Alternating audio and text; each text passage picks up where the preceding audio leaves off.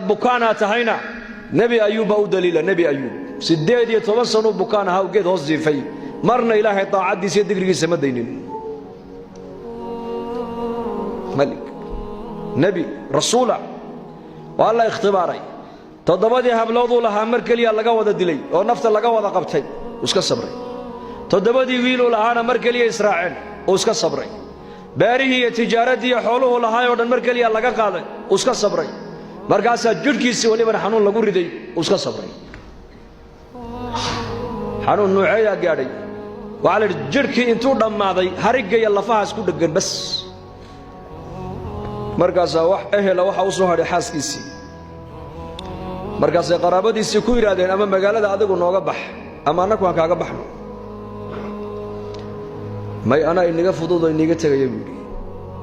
ay tukubisay banaanka bay u saartay geed bay hoostiisa dhigtay 18 sano ayaa culimada qaar sheegaan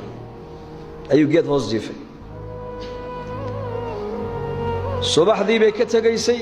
magaaladay u soo noqonayso dadkii u shaqeyn jirtay aqaladay ka shaqeyn jirtay leeyahay wixii mushqaayad la soo siiyay intay soo ugu soo iibiso khubz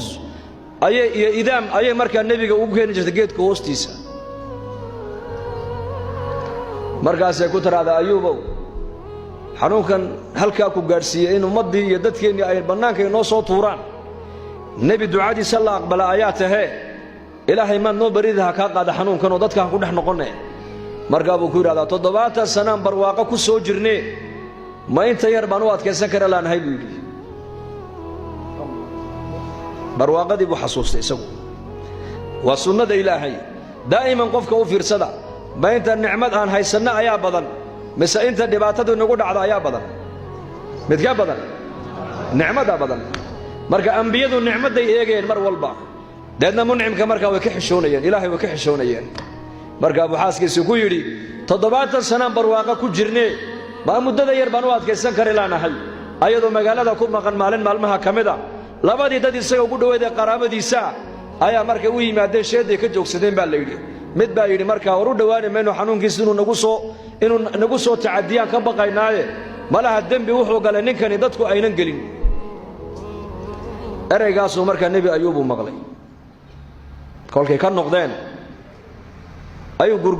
gurgurtay dadna meeshu ku xaajoonay markuu ku soo xaajooday geedkii uu ka yar dhaqaaqo xagga buu uga dhaqaaqay halka buu marka ku ducaystay baa la yiri